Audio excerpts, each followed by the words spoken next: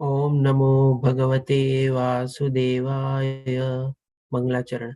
वंदेहम श्रीगुरु श्रीयुतपदकमलं श्रीगुरुं वैष्णवानं च श्रीरूपं साग्रजातं सहगण रघुनाथन्वितं तं सजीवं साद्वैतं सावधूतं परिजनसहितं कृष्ण चैतन्य देवं श्री राधा कृष्ण पादान सहगण ललिता श्री विशाखान्विता च। नमो विष्णुपदाय कृष्ण पृष्ठाय भूतले श्रीमते भक्ति वेदांत स्वामिन इति नामिने। नमस्ते सरस्वती देवे गौरवाणी प्रचारिणे निर्विशेष शून्यवादी पश्चात देशतारिणे। जय श्री कृष्ण चैतन्य प्रभु नित्यानंद श्री अद्वैत गदाधरा श्रीवासादि गौर भक्त वृंद। हरे कृष्ण कृष्ण कृष्ण हरे हरे हरे राम राम राम हरे हरे। श्रीला प्रभुपाद की जय। श्री राधा गोविंद ने प्रणाम। हरे कृष्ण सर्वे ने। तो आज આપણે શરૂ કરશું શ્રીમદ ભગવદ ગીતાનો અધ્યાય નંબર 6 જેનું નામ છે ધ્યાન યોગ। યોગ એટલે આપણે જાણ્યું કે ભાઈ ભગવાન સાથે મિલાપ, ભગવાન સાથે મેલ થવું, આપણે એને આપણે યોગ કહીએ છીએ। એટલા માટે આપણે ભગવદ શ્રી ગીતાના દરેકે દરેક અધ્યાયમાં આપણે છેલ્લે યોગ શબ્દ આવે, જેમ કે આ અધ્યાયનું નામ ધ્યાન યોગ, કર્મ યોગ, જ્ઞાન યોગ, એવી રીતે બધામાં છેલ્લે યોગ શબ્દ આવે છે। એટલે યોગ એટલે શું? તો કે ભગવાન શ્રી કૃષ્ણ સાથે આપણું મિલાન થવું અથવા ભગવાન શ્રી કૃષ્ણ સાથે આપણો મેળ થવો। અને એ આજની તારીખમાં આપણે જોઈએ છીએ કે યોગ શબ્દ બહુ પ્રચલિત છે। તો યોગ શબ્દની આપણે પરિભાષા જાણી, યોગ શબ્દની આપણે ડેફિનેશન જાણી કે ભગવાન સાથે આપણે મેળ થવો। પણ આજની તારીખમાં જે આપણે કહીએ છીએ યોગા જે બહુ પ્રચલિત વર્ડ છે, એમાં આ રીતે સંપૂર્ણ રીતે આપણને ભગવાન સાથે મેળ થતો નથી અને ભગવાન સાથે આપણો પરિચય અથવા મિલન થઈ શકતું નથી। કારણ કે આમાં શું છે કે આપણે કહી શકીએ કે અડધી પ્રક્રિયા છે, સંપૂર્ણ પ્રક્રિયા છે નહીં। અને એ આપણે જાણશું કે આ ધ્યાન યોગમાં આપણે કે સાચા યોગની પરિભાષા કેવી રીતે આપણને આમાંથી અષ્ટાંગ રૂપે મળે છે। એટલે કે અષ્ટાંગ યોગ શું છે એ આપણે જાણશું આ અધ્યાયમાં। અષ્ટાંગ યોગને આપણે બે રીતે સમજી શકીએ। સૌ પ્રથમ આપણે 8 જગ્યાએથી આપણું શરીર ફોલ્ડ થાય છે। એટલે કે પેલા આપણે ગરદનથી ફોલ્ડ થાય, બીજું આપણે શોલ્ડર એટલે ખંભાથી ફોલ્ડ થાય, પછી ત્રીજું આપણે કોણીએથી ફોલ્ડ થાય, ચોથું આપણે હાથના કાંડાથી ફોલ્ડ થાય, પાંચમું આપણે કમરથી ફોલ્ડ થાય, છઠ્ઠું આપણે ગૂંઠણથી ફોલ્ડ થાય, સાતમું આપણે પગની પાની અથવા તો એન્કલથી ફોલ્ડ થાય, અને આઠમું એટલે કે આપણા હાથના આંગળા અને પગના આંગળાથી આપણે ફોલ્ડ કરીએ। એટલે આપણું જે અંગ જે છે, આપણું જે શરીર જે છે એ 8 જગ્યાએથી ફોલ્ડ થાય છે। એટલે કે એને આપણે 8 અંગ સંબંધ જાણ્યો। હવે જે અષ્ટાંગ યોગ જે છે આપણે, જેમાં ભગવાન શ્રી કૃષ્ણ આ અધ્યાયમાં આપણને સમજાવશે, એવી રીતે આપણે યોગ પ્રાપ્તિ એટલે કે ભગવાનની પ્રાપ્તિ માટે આવી રીતે આપણે 8 અલગ અલગ સ્ટેપ્સ છે આપણે। તો એ 8 અલગ અલગ જે સ્ટેપ્સ છે જેને કરીને આપણે અષ્ટાંગ યોગ જાણીએ છીએ, તો એ પણ આપણે જાણી લઈએ। સૌ પ્રથમ પહેલા આપણે યમથી શરૂ થાય છે, એટલે કે બાહ્ય શિસ્ત એટલે કે એક્સટર્નલ ડિસિપ્લિન। પછી આવે છે નિયમ એટલે કે આંતરિક શિસ્ત એટલે કે ઇન્ટરનલ ડિસિપ્લિન। પછી આવે છે આસન એટલે કે કઈ મુદ્રામાં આપણે બેસીને આપણે ભગવાનનું ધ્યાન કરવું જોઈએ। પછી આવે છે પ્રાણાયામ, અને પ્રાણાયામ એટલે કે આપણા શ્વાસને ઉપર આપણે નિયંત્રણ મેળવવું, શ્વાસ ઉપર આપણે કંટ્રોલ મેળવવો। તો આપણે કહી શકીએ કે આજની તારીખમાં જે આપણે યોગ અથવા જે યોગા નામે જે શબ્દ જે છે, એમાં આ જે આપણને 4 સ્ટેપ્સ છે ને ત્યાં સુધી આપણને શીખવાડે છે। કારણ કે એમાં એનાથી આગળ આપણને શીખવાડતા નથી, અને આનાથી આગળ આપણને શીખવાડતા નથી એટલા માટે આપણે કહી શકીએ કે આજની તારીખમાં જે યોગા ક્લાસીસ છે કે યોગ છે જે બધું ચાલે છે એ આપણે પૂર્ણ નથી, અપૂર્ણ છે। કારણ કે સાચું આપણે કહી શકીએ કે અષ્ટાંગ યોગના જે છેલ્લા જે 4 સ્ટેપ્સ છે એ મુખ્ય છે, કે જેમાં આપણે આ યોગ પદ્ધતિમાં આગળ વધીને આપણે ભગવાનની પ્રાપ્તિ તરફ આપણે આગળ વધી શકીએ છીએ। તો પાંચમું સ્ટેપ આવે છે, જ્યારે આપણે આપણી પોતાના શ્વાસોશ્વાસ ઉપર કંટ્રોલ મેળવેલો હોય, એટલે કે એને કહેવાય છે પ્રત્યાહાર એટલે કે ઇન્દ્રિયો પાછી ખેંચવી। એટલે કે ત્યારે આપણે સંપૂર્ણ રીતે આપણા ઇન્દ્રિયો પર પ્રભુત્વ મેળવી લઈએ છીએ, ઇન્દ્રિયો પર કાબુ મેળવી લઈએ છીએ, ઇન્દ્રિયો આપણા સંયમની હેઠળ આવી જાય છે. અને એ રીતે આપણે ઇન્દ્રિયોને પાછી ખેંચવાનો મતલબ શું?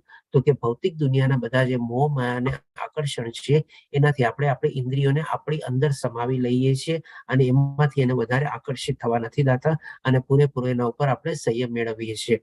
આ રીતે એને કહેવાય ઇન્દ્રિયોને પાછી ખેંચવી. પછી આવે છે છઠ્ઠું સ્ટેપ, એટલે કે ધરણ. એટલે કે જ્યારે આવી રીતે આપણી ઇન્દ્રિયો પર આપણે પૂરેપૂરો સંપૂર્ણ રીતે પ્રભુત્વ મેળવેલો હોય, કાબુ મેળવેલો હોય, ત્યારે આપણે કન્સન્ટ્રેટ કરી શકીએ છીએ, એકાગ્ર કરી શકીએ છીએ, અથવા ફોકસ કરી શકીએ છીએ. શેના ઉપર? તો કે પ્રભુના ધ્યાન ઉપર. એટલે કે ધ્યાન એટલે કે ધ્યાન શોષણ.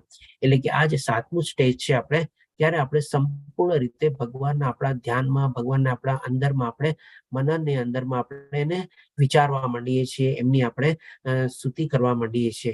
અને પછી આપણે જે 8મું સ્ટેપ છે એટલે કે સમાધિ, એટલે કે સંગ અથવા સંકલન. એટલે કે ત્યારે આપણે ભગવાનની સાથે મળી જઈએ છીએ, ભગવાનની સાથે એકાકાર અને એકરૂપ થઈ જઈએ છીએ આપણે, અને સમાધિ લેવલ કહેવાય છે. તો આ રીતે આપણે 8 સ્ટેપ્સ છે જે આપણે અષ્ટાંગ યોગ કહેવાય છે, એ રીતે આપણે જાણ્યું. હવે આમાં ભગવાન શ્રી કૃષ્ણ આપણને 8 સ્ટેપ્સ જે છે એક એક કરીને સરસ રીતે સમજાવે છે. પણ એ આગળ વધ્યા પહેલા આપણે જાણી લઈએ કે આપણે આ કલિયુગમાં જે છે, આપણે અષ્ટાંગ યોગ જે છે એ પ્રેક્ટિકલી છે અને પોસિબલ નથી. અને ઘણી જગ્યાએ આપણા શાસ્ત્રમાં તો આને વર્જિત બી નથી. આપણે કહેવામાં આવેલો છે કે ભાઈ કલિયુગમાં એને ફોલો કરવો બરાબર છે નહીં. એટલા માટે કલિયુગમાં આપણે જાણી ગયા છે કે જો ભગવાનની સાથે આપણે મેળ કરવો હોય, ભગવાનની સાથે આપણે મિલાન કરવું હોય, ભગવાનને પ્રાપ્તિ કરવા માટે આપણે આગળ વધવું હોય, મુક્તિ માર્ગ ઉપર આગળ વધવું હોય, તો આપણે ભગવાનનો હરે કૃષ્ણ મહામંત્રનો જાપ કરવો એ જ એકમાત્ર આપણને કલિયુગમાં ઉપાય છે. કારણ કે આ ધ્યાન યોગ આપણે પોતે જાણશું કે કેટલો કઠિન છે, અને કહી શકીએ કે આપણે આ કલિયુગમાં ટોટલી ઇમ્પોસિબલ અથવા ઇમ્પ્રેક્ટિકલ જેવું જ છે આપણે. તો હવે આ ચીજ આગળ વધ્યા પહેલા ભગવાન શ્રી કૃષ્ણ પોતે આપણને પહેલા શ્લોકમાં જણાવે છે, પૂર્ણ પુરુષોત્તમ પરમેશ્વર બોલ્યા, જે મનુષ્ય પોતાના કર્મના ફળ પ્રત્યે અનાસક્ત છે, એટલે કે નિષ્કામ કર્મ. હવે 3જા અને 5મા અધ્યાયમાં આપણે જે પ્રમાણે કવર કર્યું એ પ્રમાણે આપણે સારી રીતે જાણી ગયા છે કે નિષ્કામ કર્મ કોને કહેવાય આપણે, અને કૃષ્ણ ભાવના યુક્ત થઈને આપણે કેવી રીતે કર્મમાં આગળ વધવું જોઈએ. અને જે પોતાના કર્તવ્ય અનુસાર કર્મ કરે છે, એટલે કે ડેફિનેટલી પોતાનો સ્વધર્મ, પોતાનો નિયત કર્મ અને ડેફિનેટ ભગવાને સૂચવેલા કર્મ ઉપર આપણે આગળ વધે છે અને એ રીતે પોતે નિષ્કામ કર્મ કરે છે, તે સંન્યાસી છે. એટલે કે આવી રીતે કર્મ ક્યારેય છોડવાનું નથી, આજીવન કર્મ કરવાનું છે. દરેકે દરેક કર્મમાં આપણે પોતાનું તન, મન, બુદ્ધિ આપણે સારી રીતે લગાડીને સંપૂર્ણ રીતે આપણે કર્મ કરવાનું છે. સાથે સાથે આપણે કર્મફળની આશા નથી રાખવાની, અને તેમ છતાં પણ ભગવાનની કૃપા થઈને આપણને જે ફળ મળે એ પણ આપણે ભગવાનને અર્પિત કરીને, સમર્પિત કરીને આપણે ભોગવવાનું છે. કારણ કે 5મા અધ્યાયના ગઈકાલે આપણે 29મા શ્લોકમાં જાણ્યા કે સૌથી પહેલા ભોગતા તરીકે ભગવાન શ્રી કૃષ્ણનો અધિકાર છે ફળ ઉપર. અને આવી રીતે આપણે કર્મફળને આપણે નિષ્કામ કર્મ આપણે કરવાનું છે. તો એના માટે ભગવાન શ્રી કૃષ્ણ કહે છે, આ બધી પ્રોસેસ જે રીતે આપણે જો કર્મ કરતા હોઈએ તો તે સંન્યાસી છે. એટલે કે આ સંસારમાં રહીને કર્મ કરીને બી આપણે સંન્યાસીની પદવી પામી શકીએ છીએ.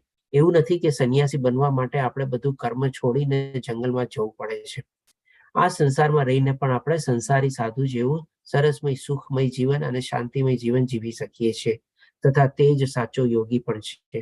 એટલે કે આ રીતે ભગવાન શ્રી કૃષ્ણ આપણને બતાવે છે કે સાચો યોગી અને સંન્યાસી એ છે જે હંમેશા પોતાના કાર્યમાં પ્રવૃત્ત રહે છે અને નિષ્કામ કર્મ કરીને પોતે કર્મ પ્રત્યે આગળ વધે છે. અને નહીં કે જે અગ્નિ પ્રગટાવતો નથી અને કર્તવ્ય કર્મ કરતો નથી. અગ્નિ પ્રગટાવતો નથી એનો મતલબ શું?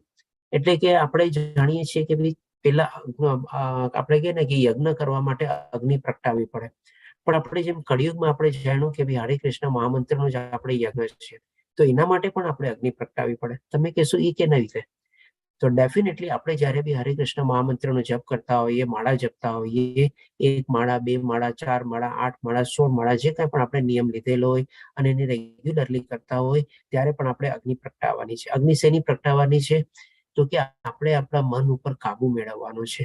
સંપૂર્ણ રીતે આપણે માળા જપતા હોઈએ ત્યારે આપણું ધ્યાન એમાં પરોવાયેલું રહેવું હોવું જોઈએ. માળામાં અને ભગવાનના ચિંતન અને ધ્યાનમાં.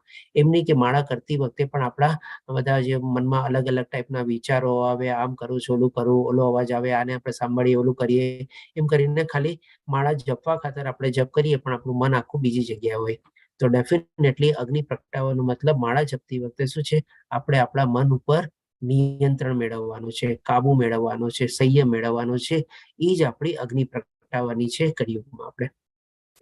હવે આ રીતે આપણે જોયું કે મન ઉપર આપણે પ્રભુત્વ મેળવવું અથવા મન ઉપર કાબુ મેળવવો કેટલું બધું જરૂરી છે. માળા કરતી વખતે પણ એ બહુ જરૂરી છે. તો પછી આપણે જે ધ્યાન ધરીએ, એટલે કે આવી ટાઈપનું જો મેડિટેશન કરીએ, જે પ્રમાણે ભગવાન શ્રી કૃષ્ણ આપણને આ અધ્યાયમાં સમજાવશે, એના માટે તો મન આપણે કેટલું બધું કંટ્રોલમાં રાખવું પડે આપણે. તો એ જ રીતે પેલા 5મા શ્લોકમાં આપણને કહે છે, મનુષ્ય પોતાના મનની સહાયતાથી પોતાનો ઉદ્ધાર કરવો જોઈએ અને પોતાનું પતન થવા દેવું ના જોઈએ. આ મન બદ્ધ જીવનું મિત્ર પણ છે અને શત્રુ પણ છે. શું કામ એ મિત્ર પણ છે અને શત્રુ પણ છે? જો આ રીતે આપણે આપણા મનને કંટ્રોલમાં રાખી લીધું, આપણા નિયંત્રણ હેઠળ રાખી લીધું, ભૌતિક દુનિયાના મોહ માયાના આકર્ષણમાંથી આપણે એને પાછું ખેંચી લીધું અને એવી રીતે આપણે એને ભટકવા ન દીધું, તો ડેફિનેટલી મન આપણું મિત્ર બની શકે છે. અને આવી રીતે જ્યારે મન આપણું મિત્ર બને છે ત્યારે જ આપણને સરસ મજાની સાચી શાંતિ બને છે. પણ જો એ આપણે કરવામાં સફળ ન થઈએ અને મનને ભટકવા દઈએ, જેમ તેમ જાતું હોય, જેમ આપણે ઇન્દ્રિયના જે ઓલા 5 ઘોડા હતા, જે આપણે 3જા અધ્યાયમાં જાણ્યું હતું એ પ્રમાણે, અને એવી રીતે આપણા ઇન્દ્રિયોના વિષયો અને ઇન્દ્રિયોના ઘોડા જે બધા જે છે, આમ તેમ ભટકતા હોય તો આપણું કેવું વિચલિત થાય, આપણી અંદર બેઠેલો જે આત્મા જે છે કેવું એની ભયજનક સ્થિતિ થઈ જાય આપણે. એટલે કે આ રીતે આપણે જો મનને આપણે આપણો મિત્ર બનાવીએ તો જ આપણા માટે સારું છે. નહીં તો પછી આનાથી મોટો કોઈ દુશ્મન આપણી આ દુનિયામાં કોઈ છે નહીં. મન જ આપણું સૌથી મોટામાં મોટો દુશ્મન છે. કોઈ દુશ્મનને આપણે બહાર ગોતવાની જરૂર છે નહીં, પણ મન જ આપણો સૌથી મોટો દુશ્મન બનીને બેસે છે, જો એને નિયંત્રણમાં આપણે ન રાખેલું હોય તો. એટલે કે આ સમજાયા પછી હવે 6ઠા શ્લોકમાં કહે છે, પરંતુ જેણે મન પર વિજય મેળવ્યો છે તેના માટે મન એ સર્વશ્રેષ્ઠ મિત્ર છે, પણ જે આમ કરવામાં નિષ્ફળ નીવડ્યો છે તેને માટે મન એ સૌથી મોટો શત્રુ બની રહે છે. એટલે કે આ સમજાવીને ભગવાન શ્રી કૃષ્ણ આપણને સમજાવે છે કે જો આપણે મન ઉપર આવી રીતે નિયંત્રણ મેળવી લઈએ, વિજય મેળવી લઈએ, કાબુ મેળવી લઈએ, તો આપણો સર્વશ્રેષ્ઠ મિત્ર બની શકે છે. અને જો ન થઈએ, નિષ્ફળ થઈએ, તો સૌથી મોટો શત્રુ બી આપણો ઈ જ છે, બીજો કોઈ શત્રુ છે નહીં આપણે. એ આપણને 6ઠા શ્લોકમાં કહે છે. હવે પછી ભગવાન શ્રી કૃષ્ણ આપણને કહીએ ને કે આ મેડિટેશન શરૂ કર્યા પહેલા આપણને જે કહે ને, એક ટાઈપની આપણને વોર્નિંગ આપી દીધી કે જો આવી રીતે આપણે મનને કંટ્રોલમાં રાખી શકતા હોઈએ તો જ આપણે આ ધ્યાન યોગ ને બધું આપણે એમાં આગળ વધવું જોઈએ. તો એ રીતે આપણે સમજી શકીએ છીએ કે ડેફિનેટલી કલયુગમાં આવી રીતે મનને નિયંત્રણ રાખવું ઘણું મુશ્કેલ છે. એક સરસ મજાની માળા કરતી વખતે પણ જો આપણે મનને નિયંત્રણમાં રાખી લઈએ તો પણ આપણા માટે ઘણું બધું આપણે કહી શકીએ કે ભાઈ આપણે ઘણી સફળતા પ્રાપ્ત કરી કહેવાય. એટલે હવે પછી ભગવાન શ્રી કૃષ્ણ આપણને 8 સ્ટેપ આપણને સમજાવે છે. યમ એટલે કે એક્સટર્નલ ડિસિપ્લિન. તો 10મા શ્લોકમાં ભગવાન શ્રી કૃષ્ણ કહે છે, અધ્યાત્મવાદીએ પોતાના શરીર, મન તથા આત્માને હંમેશા પરમેશ્વરમાં તલ્લીન રાખવું જોઈએ. તેણે એકાંત જગ્યાએ રહેવું જોઈએ. હવે અહીંયાથી છે ને આપણને પ્રેક્ટિકલ પ્રોબ્લેમ્સ બધા શરૂ થઈ જાય છે. આ ધ્યાન યોગ આપણે શું કામ એટલા માટે કીધેલું છે કે કલયુગમાં આપણે બાધ્ય પણ છે, વર્જિત પણ છે અને પ્રેક્ટિકલી ઇમ્પોસિબલ છે. જેમ કે અહીંયા કહે છે કે તેણે એકાંત જગ્યાએ એકલા રહેવું જોઈએ.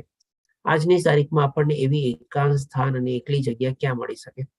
ત્યારના વખતમાં તો ચાલો ઠીક હતું, બધા લોકો ત્યારે પોતે બધું છોડી છાડી અને જંગલમાં વયા જતા, ત્યાં જઈને ભગવાનની આવી મોટી તપસ્યા કરતા, સ્તુતિ કરતા, આરાધના કરતા અને ભગવાનને પ્રાપ્તિ માટે આગળ વધતા.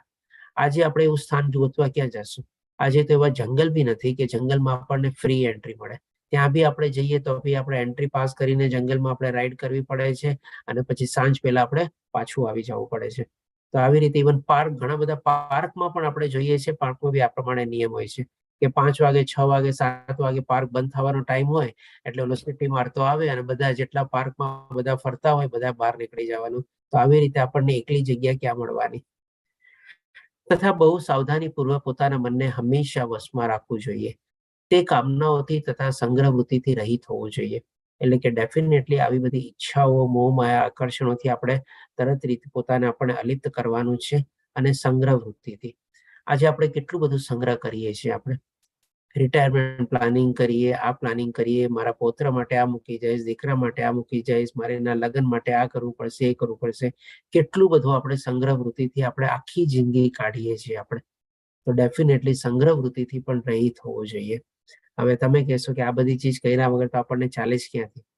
તો એના સંદર્ભમાં બી એવું છે ને કે ભાઈ આપણને સંપૂર્ણ રીતે ભગવાનમાં વિશ્વાસ નથી કે ભાઈ ભગવાન આપણા પાલન કરતા છે, પોષણ કરતા છે, અને એના થકી જ આપણે છીએ. એનામાં જ્યારે પૂરેપૂરો આપણને વિશ્વાસ આવી જાય ને ત્યારે છે ને આવી આપણી સંગ્રહ વૃત્તિ પણ છે ને આસ્તે આસ્તે ઓછી થતી જાય. કારણ કે આપણે આ બધું સંગ્રહ ઘણીવાર આપણે શું કામે કરતા હોઈએ છીએ કે ભાઈ ક્યારેક કંઈક એવું ઇમરજન્સી આવી જશે તો, આમ થશે તો, તેમ થશે તો. નો ડાઉટ થોડી ઘણી આજના યુગમાં જરૂરી છે આપણે, પણ આપણે તો આપણી આખી જિંદગી જ છે ને આવી સંગ્રહ વૃત્તિમાં જ આપણે કાઢી નાખીએ છીએ આપણે. પછી જોઈએ ભગવાન શ્રી કૃષ્ણ નિયમ વિશે કહે છે 17મા શ્લોકમાં, જે મનુષ્ય આહાર, વિહાર, નિદ્રા તથા કાર્ય કરવાની આદતોમાં નિયમિત રહે છે તે યોગાભ્યાસ દ્વારા સર્વ ભૌતિક દુઃખોને નષ્ટ કરી શકે છે. એટલે કે અહીંયા ભગવાન શ્રી કૃષ્ણ આપણને કેટલું સરસ આપણે ડિસિપ્લિન્ડ લાઈફ જીવવાની આપણને નિર્દેશ કરે છે. સવારથી ઉઠીએ ત્યાં સુધી રાતના સૂઈએ ત્યાં સુધી આપણું એક એક કહીએ ને કલાક નહીં પણ એક એક મિનિટનો આપણે હિસાબ હોવો જોઈએ કે ભાઈ આ ટાઈમે આ કરવું, આવી રીતે આમ કરવું, આટલા કલાક કામ કરવું, આટલા કલાક નિંદર કરવી, આટલું કરવું, વિહાર એટલે કે ટ્રાવેલ કરવું, આ કરવું, બધી ચીજનો આપણને નિયમ આપણે કરેલું હોવું જોઈએ. અને એ રીતે શિષ્ટ પ્રમાણે એટલે કે ડિસિપ્લિન પ્રમાણે આપણે આપણી લાઈફને નિયમિત કરવી જોઈએ. તો આજની તારીખમાં આપણે જોઈ શકીએ છીએ કે આટલું ફોલો આપણે નો ડાઉટ ઘણા લોકો આજની તારીખમાં ઘણા ઓર્ગેનાઇઝડ હોય છે, ઘણા પ્લાન વેમાં પોતાનું રૂટીન કરતા હોય છે, પણ સંપૂર્ણ રીતે એ રીતે નિભાવી શકે છે? કંઈક ને કંઈક એમાં દરરોજ આપણે કહીએ ને કે ભાઈ કિંતુ પરંતુ પ્લસ માઇનસ એડિશન ડિલિશન થાય જ રાખે છે આપણે, મોડિફિકેશન ને બધું. તો આવી રીતે આપણે ખાવામાં પણ ડિસિપ્લિન, નિંદર કરવામાં ડિસિપ્લિન, કામ કરવામાં ડિસિપ્લિન, બધામાં આપણે આવી રીતે ડિસિપ્લિન પાડવી જોઈએ. પછી ભગવાન શ્રી કૃષ્ણ આસન એટલે કે કેવી રીતે આપણે બેસવાની આપણી પોઝિશન અથવા તો પોસ્ચર કેવો હોવો જોઈએ એ આપણને 11 અને 12મા શ્લોકમાં કહે છે. યોગાભ્યાસ કરવા માટે મનુષ્ય એકાંત સ્થાનમાં જઈને ભૂમિ પર કુશ ઘાસ પાથરવું અને પછી તેને મૃત ચર્મથી ઢાંકી પર તેની ઉપર સુવાળું વસ્ત્ર પાથરવું. આસન બહુ ઊંચું કે બહુ નીચું ન હોવું જોઈએ અને તે પવિત્ર સ્થાનમાં હોવું જોઈએ. પછી યોગીએ તેની ઉપર સુસ્થિર બેસવું જોઈએ અને મન, ઇન્દ્રિયો તથા કાર્યને વશમાં કરીને તથા મનને એક બિંદુ પર સ્થિર કરીને હૃદયને શુદ્ધ કરવા માટે યોગાભ્યાસ કરવો જોઈએ. એટલે કે આવી રીતે પોઝિશનમાં આપણે બેસવું જોઈએ. એક આપણે મુદ્રા ધારણ કરવી જોઈએ. પલાઠી વાળીને આસન પણ બહુ ઊંચું અથવા નીચું ન હોવું જોઈએ. અને કેવી રીતે આપણે આપણા ગરદનની પોઝિશન, આપણા નાકની પોઝિશન અને આપણા ડોકની પોઝિશન એ બધું બી ભગવાન શ્રી કૃષ્ણ આપણને અહીંયા સમજાવે છે. પછી હવે આપણને પ્રાણાયામ વિશે એટલે કે આપણે ઈ શ્લોક જે છે આપણને 5મા અધ્યાયના ગઈકાલે જે આપણે લીધું 27 અને 28મા શ્લોકમાં આવે છે પ્રાણાયામ. કારણ કે ભગવાન શ્રી કૃષ્ણ ત્યારે એ આપણને એક સ્ટેપ વર્ણવે છે અને પછી આખી પ્રક્રિયા આપણને નહોતી સમજાવી, એટલા માટે આ 6થો અધ્યાય ભગવાન શ્રી કૃષ્ણ અહીંયાથી શરૂઆત કરે છે અને એકદમ પહેલેથી આપણને સમજાવે છે. પણ આ પ્રાણાયામનો જે શ્લોક છે આપણે 27 અને 28મા શ્લોક એ 5મા અધ્યાયમાંથી ટાંકવેલો છે. એટલે કે સર્વ બાહ્ય ઇન્દ્રિય વિષયોને બહાર કરીને દ્રષ્ટિને બે ભ્રમરોની વચ્ચે કેન્દ્રિત કરીને શ્વાસ તથા ઉચ્છ્વાસને નસકોરાની અંદર રોકીને અને એ રીતે મન, બુદ્ધિ તથા ઇન્દ્રિયોને વશમાં રાખીને મોક્ષ પ્રતિ લક્ષ્ય રાખનાર યોગી ઈચ્છા, ભય તથા ક્રોધથી રહિત થઈ જાય છે. આવી અવસ્થામાં સતત રહેનાર યોગી નિસંદેહ મુક્ત હોય છે. એટલે કે અહીંયા ભગવાન શ્રી કૃષ્ણ આપણને પ્રાણાયામ જે સ્ટેજ છે જેમાં આપણે શ્વાસ ઉચ્છ્વાસ ઉપર આપણું જે નિયંત્રણ કરવાનું છે આપણે એ સ્ટેપ્સ આપણને અહીંયા સમજાવે છે. અને એવી રીતે આપણને એ છે કે ભાઈ ડેફિનેટલી આપણે એ સ્ટેજ સુધી આપણે જ્યારે પહોંચીએ છીએ તો ડેફિનેટલી આપણે મુક્ત અવસ્થામાં પ્રાપ્ત થઈ શકીએ છીએ. અને એ મુક્ત અવસ્થા કઈ સ્થિતિને સૂચવે છે તો કે ભાઈ તેનાથી આપણી ભૌતિક ઇન્દ્રિયો જે છે બધી પાછી ખેંચાઈ જાય છે. એટલે કે એ સંદેશમાં આપણને ભગવાન શ્રી કૃષ્ણ આપણને સમજાવે છે કે નિસંદેહ મુક્ત અવસ્થા સુધી પહોંચી શકે છે. પછી હવે ભગવાન શ્રી કૃષ્ણ આપણને પ્રત્યાહાર એટલે કે જેમાં આપણે ઇન્દ્રિયોને આપણે પાછી ખેંચી લીધી હોય છે એ સ્ટેજ આપણને અહીંયા વર્ણવે છે 15મા શ્લોકમાં આ પ્રમાણે. એટલે કે આવી રીતે પ્રાણાયામ સ્ટેપ સુધી જો આપણે સરસ રીતે આગળ વધી શક્યા હોય તો મન તથા કર્મમાં હર હંમેશ સંયમનો અભ્યાસ કરતો સંયમિત મનવાળો યોગી આ ભૌતિક અસ્તિત્વ સમાપ્ત થયે ભગવત ધામ અથવા કૃષ્ણલોકને પ્રાપ્ત કરે છે. એટલે કે ત્યારે આપણે કહી શકીએ કે આ ભૌતિક દુનિયા જે છે આપણા માટે સમાપ્ત જેવી થઈ જાય છે. કેવી રીતે સમાપ્ત થઈ જાય છે? તો કે આપણે આપણી ઇન્દ્રિયો પર એટલો વશ અને કાબુ અને આટલો પ્રભુત્વ મેળવેલો હોય છે કે પૂરેપૂરી આપણા નિયંત્રણ હેઠળ આવી જાય છે ને આપણી અંદર સમાઈ જાય છે. એટલે કે ઈ ઇન્દ્રિયોના જે વિષયો છે એ બહારની ભૌતિક દુનિયા તરફ આકર્ષિત થતા નથી. અને આવી રીતે જ્યારે આપણે પોતાની સંપૂર્ણ રીતે પોતાનામાં ઇન્દ્રિયોને આપણે સમાવી લઈએ છીએ ત્યારે ઈ જે અસ્તિત્વ જે આપણે જે છે એને ભગવાન શ્રી કૃષ્ણ કહે છે ભૌતિક અસ્તિત્વ સમાપ્ત થઈ જાય છે. એટલે કે ત્યારે આપણે સંપૂર્ણ રીતે આપણે પોતાની જાતને આ ભૌતિક દુનિયાથી અલગ તારવીને આપણે આધ્યાત્મિક દુનિયામાં પહોંચી જઈએ છીએ અને એવી રીતે ભગવત ધામ અથવા કૃષ્ણ લોકને પ્રાપ્ત કરે છે. પછી ધરણ એટલે કે 18મા શ્લોકમાં ભગવાન શ્રી કૃષ્ણ કહે છે જ્યારે યોગી યોગાભ્યાસ દ્વારા પોતાના માનસિક કાર્યને સંયમિત કરી લે છે અને અધ્યાત્મમાં સ્થિત થઈ જાય છે, અર્થાત સર્વ ભૌતિક ઈચ્છાઓથી રહિત થઈ જાય છે, ત્યારે તે યોગમાં સુસ્થિર થયેલો કહેવાય છે. એટલે કે એકદમ સ્ટેબલ પોઝિશનમાં આવી જાય છે ત્યારે, કારણ કે પોતે ટોટલી સંપૂર્ણ રીતે ભૌતિક દુનિયાથી અલિપ્ત થઈ ગયો હોય છે અને આધ્યાત્મિક દુનિયામાં પ્રવેશી ચૂક્યો હોય છે અને ત્યાં પોતે સ્થિર થયેલો હોય છે. અને પછી હવે ભગવાનની સાથે જે એક સ્વરૂપ અથવા તો સંકલન થવાનું અથવા એકાકાર થવાનું જે છેલ્લું સ્ટેપ છે એ ધ્યાન. એટલે કે એના માટે 19મા શ્લોકમાં ભગવાન શ્રી કૃષ્ણ કહે છે જેવી રીતે વાયુરિત સ્થાનમાં દીવો અસ્થિર થતો નથી તેવી રીતે યોગીનું મન વશમાં હોય છે, તે દિવ્ય આત્માના ધ્યાનમાં સદા સ્થિર રહે છે. એટલે કે આ લેવલ સમજાવવા માટે ભગવાન શ્રી કૃષ્ણ અહીંયા કમ્પેરિઝન આપે છે. જેમ આપણે જોજો આપણે ઘરમાં ક્યારેક મીણબત્તી કેમ ચલાવીએ, લાઇટ નહીં વહી ગઈ હોય અને માની લો બારી બારણા બધું બંધ હોય, એટલે કે પવન અથવા હવા બહારથી આવતો ન હોય, ખાલી અંદરમાં જે વાયુ હોય એમાં જ હોય.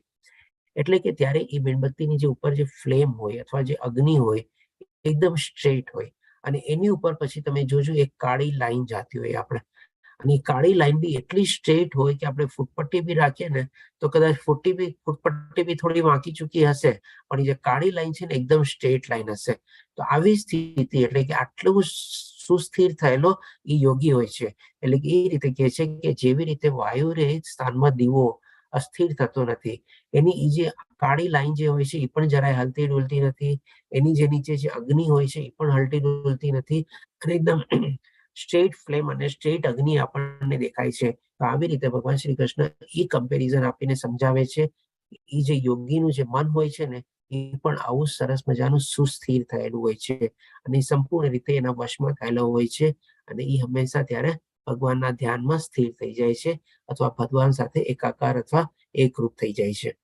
એટલે કે આ રીતે ભગવાન શ્રી કૃષ્ણ આપણને 8 સ્ટેપ્સ અહીંયા વર્ણવે છે.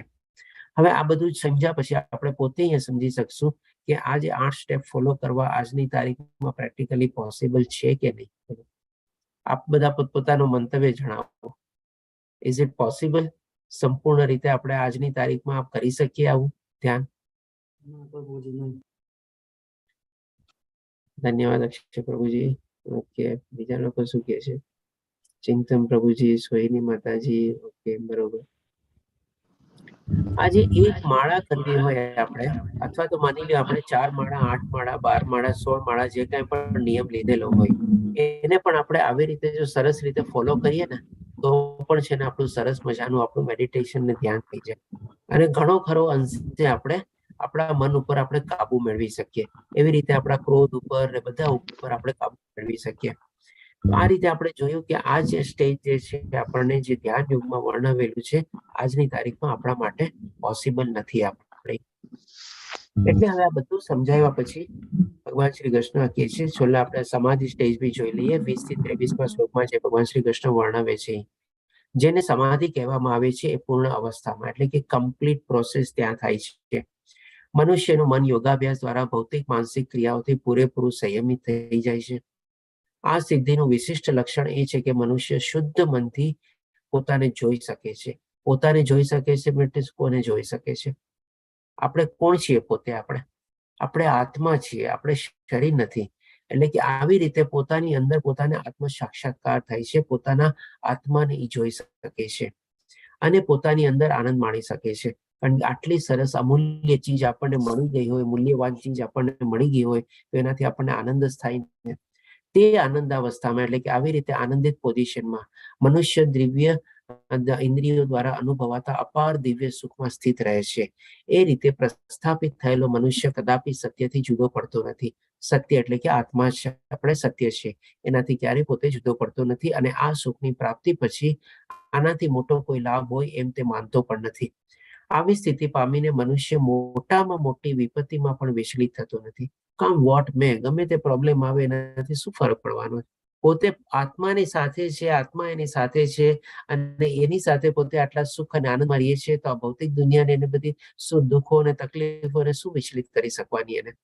ખરેખર સમાધિની આ અવસ્થા એ જ તો ભૌતિક સંસર્ગમાંથી ઉપજતા સર્વ દુઃખોમાંથી પ્રાપ્ત થતી વાસ્તવિક મુક્તિ છે. એટલે કે આ રીતે ભગવાન શ્રી કૃષ્ણ આપણને સમજાવે છે કે આ જ આપણી સાચી મુક્તિ છે. હવે જોઈએ કે પછી 26મા શ્લોકમાં ભગવાન શ્રી કૃષ્ણ કહે છે, મન પોતાની ચંચળ તથા અસ્થિર વૃત્તિને કારણે જ્યાં જ્યાં ભટકતું હોય ત્યાંથી મનુષ્ય તેને સર્વથા પાછું વાળી લેવું જોઈએ અને પોતાના નિયંત્રણ હેઠળ લાવવું જોઈએ. એટલે કે ભગવાન શ્રી કૃષ્ણ પોતે જાણતા હતા, જેમ આ બધાએ પણ કીધું ને, કે ડેફિનેટલી આજની તારીખમાં આ પ્રેક્ટિકલી પોસિબલ નથી, એકદમ ઇમ્પોસિબલ જેવું જ છે. એટલે આ બધું વર્ણવ્યા પછી ભગવાન શ્રી કૃષ્ણ પણ એ પોતે જ કહે છે કે મન તો બહુ ચંચળ છે અને અસ્થિર છે. એટલે કે જ્યાં જ્યાં ભટકતું હોય એટલે ત્યાંથી મનુષ્યને સર્વથા પાછું વળવાનું છે. એટલે કે આના સંદર્ભમાં એક આપણે એક્ઝામ્પલ લઈએ, જેમ સમુદ્રના મોજા હોય. હવે મોજા કેવા હોય તો કે સાગરમાંથી અથવા સમુદ્રમાંથી જ ઊભા થાય અને ઊભા થઈને વેગ પકડે અને ઘણા ઊંચી અથવા હાઈટ ગેઇન કરે અને ફરીથી પાછા શેમાં સમાઈ જાય તો કે સાગર અને સમુદ્રમાં સમાઈ જાય. તો એવી જ રીતે આપણે પણ શું છે, આપણા મનની અંદર જે છે, મન ચંચળ છે, એટલે આવા ઘણા બધા એવા વિચારોને બધા આવવાના છે, ઘણી બધી જગ્યાએ ભટકવાનું છે, પણ આપણે પણ શું છે, એને આપણે આપણા હૃદયના સાગર રૂપી પૂરમાં આપણે એને સમાવી લેવાના છે. મનના આવા વિચારોના ઘણા બધા મોજા ઉપડશે અને એ બીજા ઘણા ઉપર બી ઉઠશે અને ફરીથી પાછા આપણે જ એને આપણી અંદર સમાવી લેવાના છે. એટલે કે શું કે છે કે મનુષ્ય બધી ચીજોને પાછું વાળવું જોઈએ. એટલે કે આવી રીતે પ્રક્રિયાથી જો આપણે આપણા મનના જે કાંઈ પણ વિચારો આવે, આમ થાય, મોહ માયા લાગે, આકર્ષણ લાગે, બધું લાગે, બધાને આપણે વાળવાના છે, પાછું વાળવાનું છે. અને હજી એક બીજો આપણે એક્ઝામ્પલ લઈએ, જેમ માની લો એક સ્પ્રિંગ હોય, આપણે સ્પ્રિંગને આપણે દબાવીએ, ફરીથી પાછી પોતાની નોર્મલ પોઝિશનમાં આવી જાય કે નહીં? તો આવી રીતે જ્યારે આપણે પાછું વાળવાની આપણે પ્રેક્ટિસ કરતા રહેશું ને, તો આપણું મન પણ છે ને સ્પ્રિંગની જેમ ફરીથી પાછું આપણું બેક ટુ નોર્મલ પોઝિશનમાં આવતું જશે. એટલે કે આપણા કંટ્રોલમાં આવતું રહેશે અને પોતાની નિયંત્રણ હેઠળ લાવવું જોઈએ. એટલે કે આ બે રીતે આપણે સમજ્યા કે આવી રીતે આપણે ડેફિનેટલી મનમાં વિચારો આવવાના છે, પણ એને આપણે પાછા વાળીને આપણે મનને કંટ્રોલ કરવાનું છે.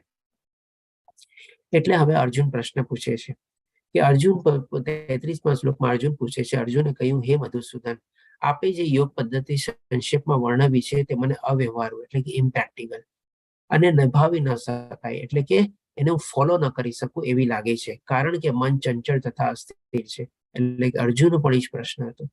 ભગવાન શ્રી કૃષ્ણ પહેલા કહી તો દીધું છે કે હા ડેફિનેટલી છે, પણ એને આવી રીતે આપણે પાછું વાળવું જોઈએ.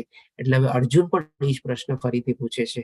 હવે આપણે જોઈએ કે અર્જુન એ ટાઈમમાં એટલો મોટો મહારથી હતો અને એટલું મોટું એનું કન્સન્ટ્રેશન ને ફોકસ લેવલ હતું, એ પ્રમાણે એને એકાંત સ્થળ મળી શકતું હતું, એ પ્રમાણે બધી એની સુવિધાઓ ત્યારે ઉપલબ્ધ હતી. હવે એવા અર્જુનને પણ જો આ અભ્યાસ જેવું લાગે છે, અવ્યવહારુ અને નભાવી ન શકાય જેવો લાગતો હોય, તો આપણને આ યુગમાં કેટલો લાગે પ્રેક્ટિકલી બોલો પોસિબલ? નહીવત લાગે કે એકદમ 0% ચાન્સ જેવા લાગે. કારણ કે અર્જુનને આપણે જાણીએ છીએ કે એનું ફોકસ અને કન્સન્ટ્રેશન લેવલ કેટલું સારું હતું. પોતે જ્યારે ગુરુકુળમાં ભણતો, ગુરુ દ્રોણાચાર્ય પાસેથી વિદ્યા લેતો, ત્યારે એક પરીક્ષામાં એને ગુરુ દ્રોણાચાર્ય પૂછે છે કે તને સામેના ઝાડમાં શું દેખાય છે? કારણ કે લક્ષ્ય હતું કે પક્ષીની આંખ વીંધવાની. ત્યારે અર્જુન શું કહે છે કે મને પક્ષીની આંખ સિવાય કાંઈ નથી દેખાતું, નથી ઝાડ દેખાતું, નથી પાંદડા દેખાતા, નથી ડાળી દેખાતી, ઇવન આખું પક્ષી બી નથી દેખાતું, પણ ફક્ત ને ફક્ત ને ફક્ત એની એક આંખ જ દેખાય છે. આટલો સ્ટ્રોંગ એનો આપણે કન્સન્ટ્રેશન અને ફોકસ લેવલ હતું. બોલો, આપણે કહીએ કે ચાલો એ તો ત્યારે નાનો હતો ને એટલે એ પ્રમાણે હોઈ શકે. તો આપણે જોઈએ છીએ કે ભાઈ જ્યારે દ્રૌપદીનો સ્વયંવર થાય છે અને પોતે જ્યારે વનવાસમાં હતા, ઘણા વર્ષોથી હોઈ શકે એને પોતે આવી ધનુર્વિદ્યાની પ્રેક્ટિસ બી ન કરી હોય વનવાસમાં, તો ત્યારે પણ જ્યારે એને માછલીની આંખ વીંધવાની હોય છે અને પણ માછલી તરફ જોઈને નહીં, પણ માછલીનું જે પાણી ઉપર પાણીમાં જે પ્રતિબિંબ પડે અથવા જે રિફ્લેક્શન પડે એ જોઈને એને આંખ વીંધવાની હતી. તો એ ટાઈમે પણ એ રીતે પોતે નિશાન ચૂકતો નથી અને આવી રીતે કરી શકે છે. અને એ જ અર્જુન એટલો સ્ટ્રોંગ અને ફોકસ લેવલ વાળો અત્યારે ભગવાન શ્રી કૃષ્ણને કહે છે કે જ્યારે યુદ્ધ ભૂમિ ઉપર હતો એટલે ત્યારે તો ઓલરેડી એ ઘણી બધી પ્રેક્ટિસ કરીને આવ્યો હોય, એટલા માટે પોતે પણ કહે છે કે ડેફિનેટલી આને આપણે પ્રેક્ટિકલી ઇમ્પોસિબલ લાગે છે અને અવ્યવહારુ અને નભાવીના જેવું લાગે છે. તો ડેફિનેટલી આના સંદર્ભમાં બી ભગવાન શ્રી કૃષ્ણ એનો જવાબ આપે છે. તો 34મા શ્લોકમાં ભગવાન શ્રી કૃષ્ણ કહે છે, હે કૃષ્ણ, સોરી, પેલા અર્જુન કહે છે, એને કહે છે કે ભાઈ હે કૃષ્ણ, મન ચંચળ, ઉચ્છૃંખલ, દુરાગ્રહી તથા અત્યંત બળવાન છે અને તેથી તેને વશમાં રાખવું એ મને વાયુને વશમાં રાખવાથી પણ વધારે અઘરું લાગે છે. અર્જુન પાસે એવા શસ્ત્રો બી હતા કે વાયુને અથવા પવનને પણ કંટ્રોલમાં રાખી શકે. એટલા જ માટે અહીંયા પોતે કહે છે કે વાયુને વશમાં રાખવા કરતા પણ અઘરું લાગે છે. એટલે કે અહીંયા સમજી શકીએ છીએ કે મનને વશમાં રાખવું કેટલું ડિફિકલ્ટ છે અને કેટલું આપણે પ્રેક્ટિકલી આપણે જોઈ શકીએ. આ ધ્યાન યોગમાં જયારે ઉતરવું હોય આપણે ઘણું જ આપણે કઠિન છે આપણે. તો આના સંદર્ભમાં બી ભગવાન શ્રી કૃષ્ણ જવાબ આપે છે. 35મા શ્લોકમાં કહે છે, ભગવાન શ્રી કૃષ્ણ કહ્યું, હે મહાબાહુ કુંતીપુત્ર, નિસંદેહ ચંચળ મનને વશ કરવું એ અત્યંત અઘરું છે. એટલે કે ભગવાન શ્રી કૃષ્ણ પણ પોતે એડમિટ કરે છે કે હા, તારી વાત સાચી છે, મન તો ચંચળ છે અને એને વશમાં કરવું બહુ અઘરું છે, પણ એકદમ ઇમ્પોસિબલ બી તો નથી. એનો પણ અહીંયા ઉપાય બતાવે છે. પેલા બી એક ઉપાય બતાવ્યો અને પછી અર્જુનનો જયારે પ્રશ્ન થાય છે ફરીથી પાછો ઉપાય બતાવે છે કે પરંતુ યથા યોગ્ય અભ્યાસ તથા વૈરાગ્ય દ્વારા તેને વશ કરવું શક્ય છે. એટલે કે પેલા એક આપણને ઉપાય બતાવ્યો કે આપણે મનને વાળવાનું છે અને ફરીથી અહીંયા પાછા બે ઉપાય બતાવે છે. યથા યોગ્ય અભ્યાસ એટલે કે શું? Continuously practice. એટલા માટે આપણામાં કહેવાય છે ને, પ્રેક્ટિસ મેક્સ ધ પરફેક્ટ. એટલે કે આવી રીતે જો કન્ટિન્યુઅસલી આપણે પ્રેક્ટિસ કરતા રહીએ તો ડેફિનેટલી આપણું મન આપણા કંટ્રોલમાં આવી શકે છે. અને હજી બીજું કે છે વૈરાગ્ય દ્વારા. વૈરાગ્ય શેનો? તો કે આ બધી જે ઈચ્છાઓ બધી જે આપણા મનમાં ઉત્પન્ન થાય છે અને જે ભૌતિક દુનિયાના બધા આકર્ષણો આપણા મનમાં ઉત્પન્ન થાય છે, પ્રાપ્ત કરવાની જે અભિલાષાઓ જાગે છે, આ વ્યક્તિને પ્રાપ્ત કરી લઉં, આ ચીજને પ્રાપ્ત કરી લઉં, આ જગ્યાએ વયો જાઉં, આ બધા ઉપરથી આપણે જયારે આપણે ઇન્દ્રિયના વિષયોને પાછું ખેંચીએ એને આપણે વૈરાગ્ય તરીકે જાણીએ અને આવી રીતે વૈરાગ્ય દ્વારા આપણે મનને વશમાં કરી શકીએ છીએ. એટલે કે આ રીતે ભગવાન શ્રી કૃષ્ણ આ સોલ્યુશન બતાવે છે મનને કેવી રીતે વશમાં રાખવું. હવે પછી 36મા શ્લોકમાં કહે છે, જે મનુષ્યનું મન અસંયમિત છે તેને આત્મ સાક્ષાત્કાર દુર્લભ હોય છે. એટલે કે ડેફિનેટલી આ એક પ્રી રિક્વિઝિટ કન્ડિશન છે. જો આપણે ભગવાનના આત્મ સાક્ષાત્કારના દર્શન નહીં કરવા હોય તો ડેફિનેટલી પહેલા આપણે મનને કંટ્રોલમાં રાખવું જ પડશે. પરંતુ જેનું મન સંયમિત છે તથા જે યોગ્ય ઉપાય દ્વારા પ્રયત્ન કરે છે, એટલે કે ડેફિનેટલી પ્રેક્ટિસ કરવી પણ જરૂરી છે. પ્રેક્ટિસ ક્યારેય છોડવાની નથી. તેને નિશ્ચિતપણે સફળતા પ્રાપ્ત થાય છે.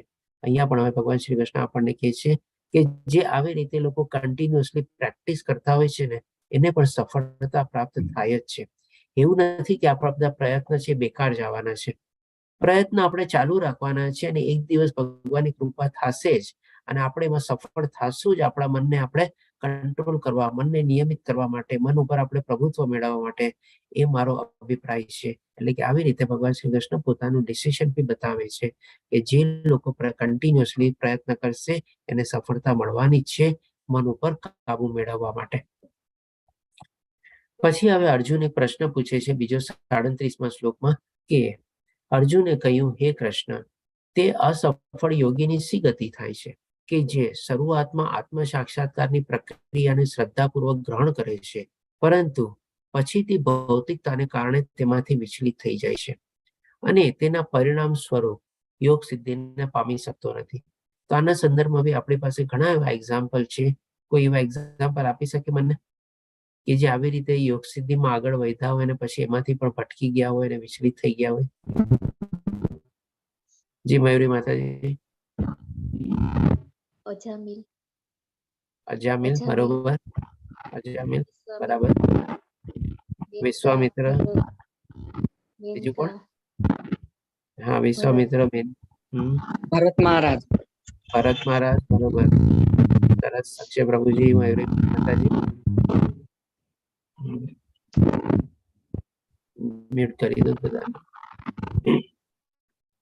તો ડેફિનેટલી આજે બધા એક્ઝામ્પલ હતા એ બધા લોકો એક સારી એવી ઘણી બધી યોગ સિદ્ધિ આપણે કરીને પ્રાપ્ત કરેલી હતી અને સારા એવા ઉન્નત થયેલા હતા. ભરત મહારાજ બી પોતે પોતાનું રાજપાટ છોડીને ભગવાનની સાધના અને તપસ્યા કરવા જાય છે. વિશ્વામિત્ર પણ આપણે એ પ્રમાણે જાણ્યા, અને અજામિલ પણ આપણે બહુ ઉચ્ચ કોટીના બ્રાહ્મણ હતા અને ઘણી સિદ્ધિઓ પ્રાપ્ત કરેલી હતી. પણ આ ભૌતિક માયા એવી છે ને કે જે પ્રમાણે અહીંયા અર્જુન કહે છે ને કે જે શરૂઆતમાં આત્મ સાક્ષાત્કાર પ્રક્રિયાને શ્રદ્ધાપૂર્વક ગ્રહણ કરે છે, પરંતુ ભૌતિકતાને કારણે, એટલે કે એમાં ભૌતિક પ્રકૃતિ બી આવી ગઈ, એટલે કે એ આપણને એવી માયા જે છે કે કોઈ પણ માણસ છે ને એમાં લપસી શકે, કોઈ પણ માણસ તેને એમાં છટકી શકે અથવા વિચલિત થઈ શકે. જે પ્રમાણે મેનકાએ આપણને વિશ્વામિત્રને આકર્ષિત કર્યા અને વિશ્વામિત્ર બી એમની સાધનામાંથી ભટકી ગયા, અને એવી રીતે પછી મેનકા દ્વારા આકર્ષિત થયા અને પોતાની સાધનામાં એમને ખેપ પડ્યો. તો આવી રીતે આપણે જોઈ શકીએ કે ભાઈ ઘણા આપણી સામે એવા દ્રષ્ટાંતો છે, અને એ ટાઈમમાં બી એવા લોકો જે હતા બધા આટલી કઠોર તપસ્યાને કરતા પણ એ લોકોને પણ આવી રીતે વિચલિત થયા હતા, આવી રીતે ભટકી ગયા હતા, આવી રીતે લપસી ગયા હતા. એટલે અર્જુનનો જે પ્રશ્ન છે એકદમ પ્રેક્ટિકલી પ્રશ્ન છે આપણે, કે એવા લોકોની સ્થિતિ કેવી થાય કે જેને માની લો આવી રીતે યોગ સાધના શરૂ કરી હોય, ભગવાનની પ્રાર્થના કરતા હોય, ભગવાનની તપસ્યા કરતા હોય પ્રાપ્તિ માટે, અને ઘણા ઉન્નત બી થયેલા હોય, પણ એવા કોઈ ભૌતિક પ્રકૃતિના કારણે મોહ માયામાં આવી જાય અને ત્યાંથી પોતે વિચલિત થાય, તો એની યોગ સ્થિતિ કેવી, એની સ્થિતિ કઈ જગ્યાએ પહોંચી શકે. આના સંદર્ભમાં પછી આના પછીના શ્લોકમાં અર્જુન એક એક્ઝામ્પલ બી આપે છે, અને એ રીતે પૂછે છે કે ભાઈ શું, જેમ આપણે વાદળું હોય ને, હવે વાદળાનું શું હોય મેઇન કેરેક્ટરિસ્ટિક્સ, એક વાદળાનો સમૂહ હોય, તો એમાં પછી જયારે ભેજ ને બધું થાય ત્યારે પોતે વરસાદ તરીકે પછી આપણને વરસાદ આપે, અને જ્યાં સુધી વરસાદ ન આપે, જ્યાં સુધીમાં ભેજ ને બધું કન્ડેન્સ થતું હોય ત્યાં સુધી આપણને છાંયો આપે. એટલે કે આખા વાદળનો સમૂહ આપણને છાંયો બી આપી શકે અને વરસાદ બી આપી શકે. પણ હવે વાદળના સમૂહમાંથી એક નાનકડું વાદળું હોય, એ માની લો પવન જેમ ઘણો આપણે સ્પીડમાં એમાં ચાલતો હોય, તો એમાંથી એક નાનકડું વાદળું અથવા વાદળી જે છે એ છૂટું પડી જાય. હવે એ નાનું વાદળું જો વાદળાના સમૂહમાંથી છૂટું પડી જાય, તો એ જે નાનું જે સમૂહ જે છે એ ન તો વરસી શકે ન છાંયો આપી શકે. એટલે આવી રીતે અર્જુન પૂછે છે કે જે માની લે આવી રીતે યોગ સિદ્ધિમાં આગળ વધે, પણ જેમ આપણે ભૌતિક દુનિયાના મોહ માયાથી આકર્ષિત થઈને પોતે લપસી જાય, જેમ વાદળું વિખૂટી પડી ગયું, તો હવે એની દશા શું, ના ઘરનો ના ઘાટનો, એટલે એના જેવી થાય ને. આપણામાં કહેવત છે ને, ધોબીના કૂતરો ના ઘરનો ના ઘાટનો. એટલે કે આવી રીતે એને લાગે કે ભાઈ એ વાદળા જેવી હાલત થાય શું એ યોગીની, કે શું ક્યાંય ન રહી શકે. એને જે આપણે ઘણી બધી સાધના કરી, ઉન્નત થયો, એમનું પણ એને કઈ ફળ ન મળ્યું, અને પાછો ભૌતિક દુનિયામાં ભટકી ગયો, તો શું ભૌતિક દુનિયાને પણ એ એન્જોય ન કરી શકે, અને વા પણ એને કઈ રિઝલ્ટ ન મળ્યું. એટલે કે આવી રીતે અર્જુન પ્રશ્ન એક્ઝામ્પલ આપીને પૂછે છે. તેના સંદર્ભમાં ભગવાન શ્રી કૃષ્ણ 41માં અને 42માં શ્લોકમાં જવાબ આપે છે કે છે કે અસફળ યોગી પુણ્યાત્મા લોકોના લોકમાં અનેક વર્ષો સુધી સુખ ભોગવ્યા પછી સદાચારી લોકોના અથવા તો ગર્ભ શ્રીમંત લોકોના કુળમાં જન્મ પ્રાપ્ત કરે છે. એટલે કે અહીંયા ભગવાન શ્રી કૃષ્ણ છે ને એવા યોગીની બે ક્લાસમાં ડિવિઝન કરી નાખે છે.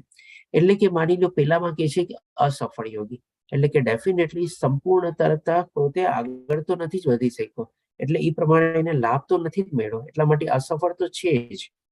એટલા માટે કે છે કે ભાઈ એ ડેફિનેટલી એની ગતિ શું થાય છે, તો કે ભાઈ આવી રીતે પુણ્ય લોકમાં જાય છે, અથવા તો સ્વર્ગ લોકમાં જાય છે, દેવી દેવતાઓની સાથે રહે છે, અને પોતાના પુણ્ય કર્મોના આધાર હિસાબે ઘણા વર્ષો સુધી ત્યાં રહે છે, અને ફરી પાછો અહીંયા મૃત્યુ લોકમાં આવે છે. પણ કોના કુળમાં જન્મે છે, તો કે ગર્ભ શ્રીમંત કુળમાં, અથવા તો સદાચારી ગર્ભ શ્રીમંત એટલે આવા સંસ્કારી કુટુંબમાં, જે આ બધાનું આત્મજ્ઞાન ને હોય એવા કુટુંબમાં પોતે જન્મ પ્રાપ્ત કરે છે, અને ફરીથી પાછી પોતાની યોગ સાધના જે છે આગળ વધારે છે. અને 42 શ્લોકમાં પછી ભગવાન શ્રી કૃષ્ણ બીજી કેટેગરી વિશે સમજાવે છે. એટલે કે એમાં શું કે છે, અથવા તો જે દીર્ઘ યોગાભ્યાસ પછી અસફળ રહ્યો હોય, એટલે કે માની લો ઓલમોસ્ટ 7મા સ્ટેજ સુધી પહોંચી ગયો હોય, અને ફરીથી પછી ત્યાંથી લપસ્યો હોય અથવા ભટકી ગયો હોય, એટલે કે બહુ એડવાન્સ પ્રગતિ કરેલી હોય. જેમ કે આપણે એક એક્ઝામ્પલ લઈએ, માની લો કોઈ આપણે સ્ટુડન્ટ હોય, બહુ હોશિયાર હોય, અને હર વખતે સારા માર્ક્સ લાવતો હોય, ટોપર્સમાં રહેતો હોય, પણ ક્યારેક શું થાય, ફાઇનલ એક્ઝામ વખતે શું છે, બધા પેપરમાં સારું કરે, પણ એક પર્ટિક્યુલર પેપરમાં એની કોઈ પર્ટિક્યુલર તબિયત એટલી બગડી જાય કે આપણે એ પર્ટિક્યુલર પેપરમાં ફેલ થાય, એટલે કે એને પાસિંગ માર્ક ન મળી શકે, અથવા તો કહી શકીએ કે આપણે એપિયર બી ન થઈ શકો. એટલે પણ બાકી બધા પેપરમાં એને હોઈ શકે 80, 85, 90, 95% માર્ક મેળવ્યા હોય, તો એના માટે અહીંયા ભગવાન શ્રી કૃષ્ણ એવા સ્ટુડન્ટ લોકો પાસે કહે છે, એટલે કે એવા યોગી તરફ માટે કહે છે કે તે એવા આધ્યાત્મવાદીના કુળમાં જન્મ પામે છે કે જેઓ અતિશય જ્ઞાનવાન હોય છે. એટલે કે અહીંયા આપણે એક્ઝામ્પલ લઈ શકીએ, જેમ આપણે શ્રીલા પ્રભુપાદજી કેવા સરસ મજાના સુખી કુટુંબમાં જન્મ પ્રાપ્ત કર્યો કે જેથી કરીને પોતાની 5 વર્ષની ઉંમરથી પોતે રથયાત્રામાં જોડાઈ શકા, ભગવાનની ભક્તિમાં જોડાઈ શકા, અને 26 વર્ષની ઉંમરે એમને પોતાના ગુરુને પ્રાપ્ત કર્યા. પછી એમણે 36 વર્ષની ઉંમરે દીક્ષા બી લીધી. એટલે કે આવી રીતે બધી પુણ્ય આત્માઓ છે, કારણ કે કંઈક ને કંઈક એવા પોતે પુણ્ય જન્મમાં કર્મ કરેલા હોય કે જેથી કરીને આટલી નાની ઉંમરથી એ લોકોને આવી સરસ મજાની ભક્તિ માર્ગમાં પોતે આગળ વધી શકે. આના સંદર્ભમાં બીજો એક્ઝામ્પલ છે આપણે પ્રહલાદ મહારાજ. પ્રહલાદ મહારાજ જયારે એમની માતાના પેટમાં હતા ત્યારથી એમને આ ભક્તિ માર્ગનું બધું જ્ઞાન મેળવેલું હતું, અને પછી બી સરસ રીતે પોતે હંમેશા ભગવાનનું જ નામ લે છે. પછી એવા ધ્રુવ મહારાજ પણ નાની ઉંમરમાં પોતે ભગવાનની તપસ્યા કરવા જાય છે. નારદ મુનિ એમને મંત્ર આપે છે, અને એ રીતે ભગવાનની 6 મહિના સુધી કઠોર તપસ્યા કરીને ભગવાનને પ્રાપ્ત કરે છે બહુ નાની ઉંમરમાં. એટલે કે આવી રીતે આવા કુળમાં એ લોકો જન્મેલા હોય. ખરેખર આ જગતમાં આવો જન્મ પામવો એ અત્યંત દુર્લભ છે. એટલે કે આવી રીતે જો આવા કુળમાં આપણને જન્મ મળે તો એ પણ આપણે બહુ પુણ્યશાળી લોકોને આવો જન્મ મળી શકે. આવો એક બીજો એક્ઝામ્પલ બી આપણે લઈએ, જેમ કે આપણે હવેલી હોય, હવેલીમાં બધા આપણે જે કહીએ ને આપણે કહીએ કે ભાઈ આપણે આ બાવા છે કે આપણે શું કહીએ આપણે એને, મને પ્રોપર નામ યાદ નથી આવતું અત્યારે, કે ઈ લોકોના કુળમાં બી આપણે જે જન્મ પામીએ ને, શું માતાજી? બાવાશ્રી. હા, બાવાશ્રી અને એ પ્રમાણે જે કહીએ ને, તો એ પણ એક આપણે હા વલ્લભ કુળ, બરોબર, હવે યાદ આવ્યું. એને વલ્લભ કુળ કહેવાય. એટલે કે એ વલ્લભ કુળમાં પણ એક આપણે દાખલા તરીકે લઈ શકીએ કે ભાઈ એવા કુટુંબમાં બી જન્મ પામવો છે ને બહુ અત્યંત દુર્લભ છે. એટલે કે બહુ પુણ્ય કર્મ કર્યા હોય ત્યારે જઈને એવા કુળમાં આપણને જન્મ પ્રાપ્ત થાય. તો આ રીતે ભગવાન શ્રી કૃષ્ણ બે રીતે સમજાવે છે, બે અલગ કેટેગરીને પાડે છે કે જેને થોડી ઘણી પ્રગતિ કરી, માની લો ચોથા 5મા સ્ટેજ સુધી આગળ વધ્યું હોય અને પછી ત્યાંથી પોતે પાછા ફર્યા હોય, અને આવી રીતે જે ઘણા આગળ વધીને પણ ત્યાંથી પાછા ફર્યા હોય. તો આવી રીતે બે અલગ અલગ કેટેગરીમાં ભગવાન શ્રી કૃષ્ણ સમજાવે છે કે ડેફિનેટલી એનો ભક્તિનો જે બીજ છે એ ક્યારેય નાશ પામતું નથી, અને ફરીથી પછી અનાયાસે એ ઓટોમેટિકલી એ જ ભક્તિ માર્ગમાં પોતે આગળ વધી શકે છે એવા કુળમાં જન્મ પ્રાપ્ત કરીને. હવે આ બધું ચીજ સમજાવ્યા પછી હવે આપણે અત્યાર સુધી જોયું કે આપણે 6 અધ્યાય આપણે કવર થયા. તો 6 અધ્યાયમાં આપણે આ 6થો અધ્યાય ધ્યાન યોગ જાણ્યો આપણે, 3જો અને 5મો અધ્યાય આપણે કર્મયોગ વિશે જાણ્યો, બીજા અધ્યાય અને ચોથા અધ્યાયમાં આપણને આત્મજ્ઞાન મળ્યું, સ્વધર્મનું જ્ઞાન મળ્યું, ચોથા અધ્યાય જ્ઞાન યોગ હતો, એમાં ભગવાન શ્રી કૃષ્ણ આપણને પોતાના વિશે જ્ઞાન આપ્યું, અને આ રીતે બધા ચીજોનું આપણે જ્ઞાન મેળવી લીધું આપણે અત્યાર સુધી. હવે આ બધી ચીજને આપણે કહી શકીએ કે આપણે કેવી રીતે શું કામે મેળવ્યું, તો કે ભાઈ ભગવાનની પ્રાપ્તિ કરવા માટે જ મેળવ્યું આ બધું જ્ઞાન આપણે. કર્મયોગ કયો, જ્ઞાન યોગ કયો, નિષ્કામ કર્મ કયો કે ગમે તે કયો કે અષ્ટાંગ યોગ કયો, આ બધું આપણે ભગવાનની પ્રાપ્તિ માટે કર્યું. એટલે કે આ બધી ચીજ શું છે કે આપણે સીડી જેવું છે, એક લેડર જેવું હોય ને, આપણે એક એક સ્ટેપ કરીને આપણે આગળ વધીએ. પહેલા આપણે માની લો થોડું ઘણું જ્ઞાન કેળવીએ, જ્ઞાન કેળવીને આપણને ખબર પડે કે ભાઈ કેવી રીતે આપણે નિષ્કામ કર્મ કરવો જોઈએ, કેવી રીતે નિષ્કામ કર્મમાં આપણે આગળ વધવું જોઈએ, અને એવી રીતે આપણે કેવી રીતે ઇન્દ્રિયોને પાછી ખેંચવી જોઈએ, રાગ દ્વેષ ક્રોધથી આપણે અલિપ્ત થવું જોઈએ, અહંકાર ભાવ ન કેળવવો જોઈએ, સ્વામિત્વ ભાવ ન કેળવવો જોઈએ, અને એવી રીતે આપણે કહીએ કે ભાઈ કર્તા ભાવ બી ન કેળવવો જોઈએ. આ બધું ચીજ માની લો સમજી લઈએ, એ બધું આપણું જ્ઞાન યોગ થઈ ગયું.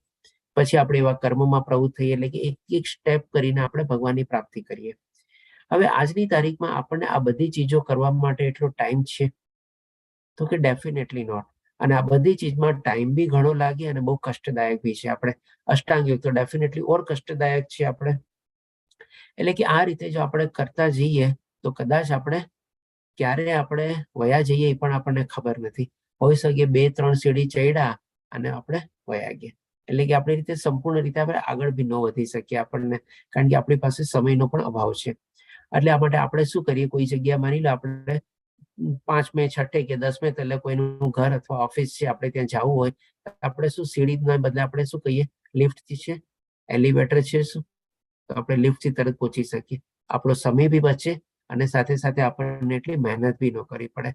એટલે કે આવી રીતે આપણે પહોંચી શકીએ તરત. તો આજની તારીખમાં તો આપણે હંમેશા લિફ્ટ અને એલિવેટરને જ ગોતતા હોઈએ છીએ, અને લિફ્ટ અને એલિવેટર જે છે આપણે કહી શકીએ કે ભગવાન પાસે આપણે પહોંચવાનો આપણે એક આપણા લિફ્ટ અથવા એલિવેટર તરીકે કામ કરે છે. શું કામ કરે છે? તો કે ભક્તિ યોગ કામ કરે છે.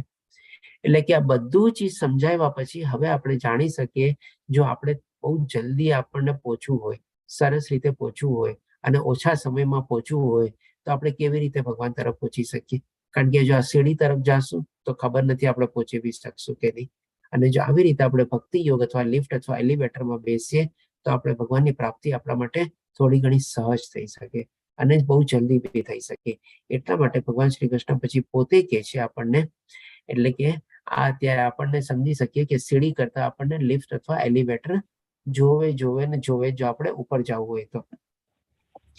એટલે કે 47મા શ્લોકમાં ભગવાન શ્રી કૃષ્ણ પોતે કહે છે, સર્વ યોગીઓમાંથી જે યોગી અત્યંત શ્રદ્ધાપૂર્વક મારું પારાયણ કરે છે, ભગવાનનું નામ લે છે, પોતાના અંતઃકરણમાં મારું ચિંતન કરે છે, હંમેશા ભગવાનને પોતાની સાથે રાખે છે, ભગવાનનું યાદ કરે છે, ભગવાનનું મનન કરે છે, ભગવાનની સ્તુતિ કરે છે અને મારી દિવ્ય પ્રેમની સેવા કરે છે, ભગવાનને ભોગ ધરાવે છે, ભગવાનને વાઘા પહેરાવે છે, ભગવાનને સ્નાન કરાવે છે. આ બધું ભગવાનની સેવા કરવામાં આવી ગયું.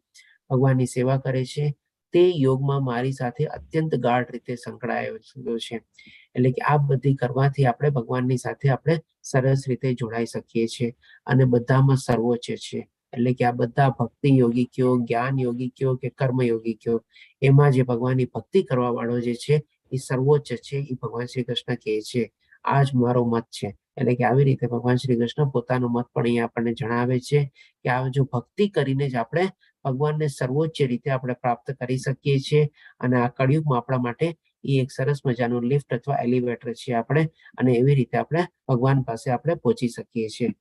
તો આ રીતે આપણો અહીંયા 6ઠ્ઠો અધ્યાય કમ્પ્લીટ થાય છે. વાંચા કલ્પતરુભ્યશ્ચ કૃપા સિંધુ એવચ પતિતાનામ પાવનભ્યો વૈષ્ણવયો નમો નમઃ. હરે કૃષ્ણ કૃષ્ણ કૃષ્ણ હરે હરે, હરે રામ રામ રામ હરે હરે. શ્રીલા પ્રભુપાદ કી જય. શ્રી રાધા ગોવિંદ પ્રણામ. આના સંદર્ભમાં જો કોઈને કોઈ પ્રશ્ન હોય તો લઈ શકીએ છીએ આપણે.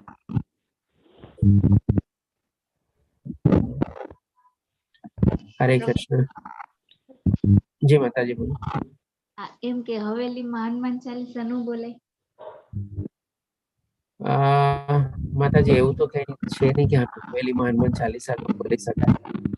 આપને કોઈ રોક્યા છે? હા બોલાય. એટલે ગમે ભગવાનના નામ તો લઈ જ શકાય ને.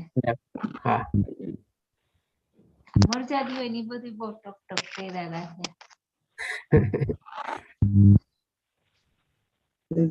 અરે જી મહેશ પ્રભુજી પૂછી શકો છો.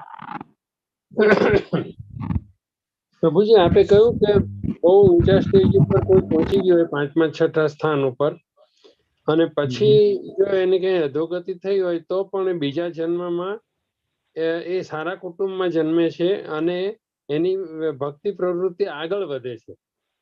બરાબર.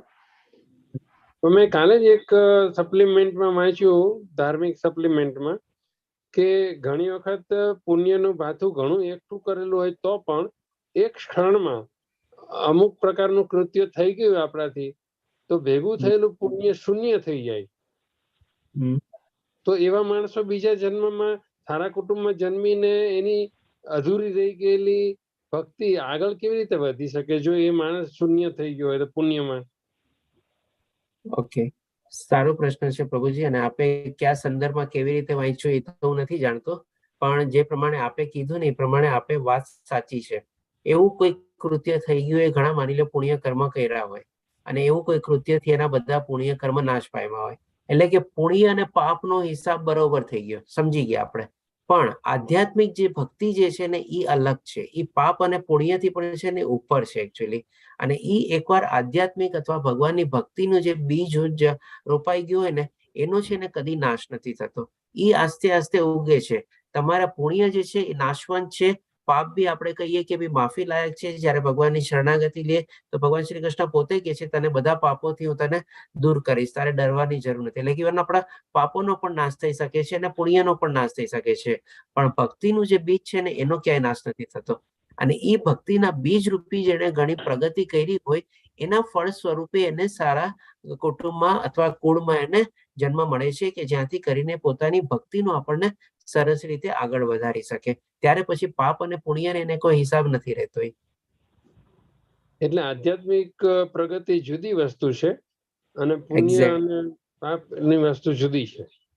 તો એ જ તો ભગવાન કે છે આપણને. આખી ભગવદ્ ગીતાને આપણે જો જોવા જઈએ સારા, તો આ ભૌતિક દુનિયાના જે આપણે સકામ કર્મોને બધા કરીએ છીએ એ આપણા પાપ અને પુણ્યની સાથે એડ લેસ અને ભાગાકાર ને ગુણાકાર ને બધું થાય છે અને આપણે એનાથી બંધાઈ જઈએ છીએ અને એ બંધાવાના કારણે આપણે અહીંયા ફરીથી પાછું મૃત્યુલોકમાં આવવું પડે છે. પણ જ્યારે આપણે એનાથી ઉપર ઉઠીએ છીએ, એટલે કે આધ્યાત્મિક જગતમાં આપણે પહોંચવા માટે પ્રયાસ કરીએ છીએ, ભગવાનની ભક્તિ માટે પ્રાપ્ત કરીએ છીએ અને એ જે બીજ આપણે રોપાય છે એ બીજ હંમેશા ઉગતું જાય છે, એની પ્રગતિ થતી જાય છે. એટલે 7મા અધ્યાયમાં બી ભગવાન શ્રી કૃષ્ણ આપણને જ કહે છે, હોઈ શકે એક જન્મમાં ન મળે, અનેક જન્મોમાં બી ન મળે, પણ અનેક જન્મો જન્માંતર પછી એ અલ્ટિમેટલી ભગવાનને પ્રાપ્ત કરે છે જ્યારે એનું ભક્તિનું જે બીજ છે એ પૂરેપૂરું વૃક્ષ રૂપે આપણે પાકું ફળ તરીકે થઈ જાય છે. ત્યારે ફળ રૂપે એને ભગવાનની પ્રાપ્તિ થાય છે, એટલે કે મોક્ષ અથવા મુક્તિ પ્રાપ્ત થાય છે. ત્યાં પછી પાપ અને પુણ્ય એકદમ નીલ થઈ જાય છે. એનો કોઈ હિસાબ જ રાખવાની જરૂર બી હોતી નથી અને કોઈ એને મતલબ બી નથી. ધન્યવાદ પ્રભુજી, ધન્યવાદ. હરે કૃષ્ણ પ્રભુ. પ્રશ્ન સારો હતો આપનો, ધન્યવાદ. બીજા કોઈનો કોઈ પ્રશ્ન? હેલો જી કંચન માતાજી બોલો. સર, મેં છે ને બ્રહ્મ સંબંધ લીધું છે, એટલે એમાં અમને છે અમારા જે મહારાજ બાવાશ્રી હોય ને એને મંત્ર આપ્યો હોય શ્રી કૃષ્ણ શરણમમાં, તો એ હંમેશા ચાલતો જ હોય છે. તો અત્યારે હરે કૃષ્ણ બોલી કે શ્રી કૃષ્ણ શરણમમાં બોલી ભાઈ એક જ થઈ જાય ને? માતાજી એક રીતે જોવા જાવ તો આપણે કહી શકીએ, પણ આ શું છે, મંત્ર જે છે ને એ દરેક ટાઈમમાં અને દરેક યુગમાં છે ને અલગ અલગ હોય છે આપણા. તો ડેફિનેટલી આપણે જે બ્રહ્મ સંબંધ લીધેલું છે આપણા ગુરુ પાસેથી, અને એમને પણ વંદન અને નમન કરીને આપણે કહીએ કે એમને જે આપણે માર્ગદર્શન આપ્યું છે એ પણ સાચું જ છે. આપ હરે કૃષ્ણ મહામંત્રનો બી જાપ કન્ટિન્યુ કરી શકો છો અને શ્રી કૃષ્ણ શરણમ મમાનો બી આપ જાપ કન્ટિન્યુ કરી શકો છો. આપે એવું નથી કે હરે કૃષ્ણનો મંત્રનો જાપ કરવો એટલે કે ઓલાને સદંતર બંધ કરી દેવું, એવી રીતે તમે જે કાંઈ પણ કરો છો એ કન્ટિન્યુ કરો. સાથેમાં તમે જો એડ કરી શકો તો બહુ સારું રહેશે. બસ. હરે કૃષ્ણ માતાજી, ધન્યવાદ માતાજી.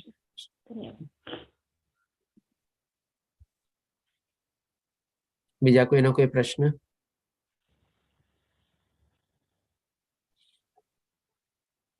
ડોક્ટર સાહેબ આપનો કોઈ પ્રશ્ન? ના પ્રભુજી, કમ્પ્લીટ બધું. ચાલો, તો બીજો કોઈ પ્રશ્ન ન હોય તો કાલે આપણે ફરીથી મળશું. કાલે 7મો અધ્યાય છે. જી મહેશ પ્રભુજી પૂછો. પ્રભુજી, ઘણા લોકો આત્મહત્યા કરે છે, એ અધમ કૃત્યમાં ગણાય કે કૃત્ય ગણાતું નથી? અધમ કૃત્યમાં ગણાય. બરાબર. ભગવાન શ્રી કૃષ્ણ પણ આપણને ભગવદ્ ગીતામાં 2 થી 3 જગ્યા કીધેલું છે જે પોતાના આત્માને અધપતિત કરતો નથી. એટલે કે ડેફિનેટલી જે અધપતિત કરે છે અધમ કૃત્ય થઈ ગયું. અને આત્મહત્યાના ઘણા પ્રકાર બતાવ્યા છે, ખાલી મારવાથી આત્મહત્યા નથી થતી. બરોબર. જી રાજેન્દ્ર પ્રભુજી, ધન્યવાદ. ચાલો, બીજા કોઈ પ્રશ્ન હોય તો કાલે આપણે 7મો અધ્યાય મળશે, જ્ઞાન વિજ્ઞાનીઓ. હરે કૃષ્ણ સર્વેને. હરે હરે કૃષ્ણ. કૃષ્ણ. સોહિની માતાજી જો રેગ્યુલર એડ થતા હોય તો શ્લોકા લઈ શકે છે. હા. હરે કૃષ્ણ પ્રભુજી, એકચ્યુઅલીમાં હું જોબ પર હોઉં છું. 6:30 હું ટ્રાવેલિંગ કરતી હોઉં છું. હવે અત્યારે સ્કૂલે પહોંચીને બેઠી જ છું, એવું છે. એટલે હું આન્સર બી નથી આપતી, એવું હોય છે. મારા ખાલી કાનમાં હોય છે ને હું ડ્રાઇવિંગ કરતી હોઉં છું. એટલે 7:05 ગમે કે હું સ્કૂલે પહોંચી જતી હોઉં. સોહિની માતાજી, મેં ગ્રુપમાં બી નાખેલું છે. જો કોઈ આપણે શ્લોકા પઠન અનુવાદમાં ઇન્ટરેસ્ટ હોય તો આપના તરફથી બી જોજે ને, જો કોઈ આપણને અવેલેબલ હોય તો. કારણ કે દીપ્તિ માતાજી આ વખતે છે નહીં અને રાજેન્દ્ર પ્રભુજી બી 24 તારીખ સુધી જ અવેલેબલ છે. ઓકે પ્રભુજી, ચલો હું પૂછી લઈશ. હા, આપણે લેવલ 3 માં પણ કદાચ કોક હોઈ શકે. આજે સાંજે આપણે વાત કરી જોઈશું પ્રભુજી. હા, ઠીક છે. ચાલ. હરે કૃષ્ણ સાહેબ. હરે કૃષ્ણ. હરે કૃષ્ણ.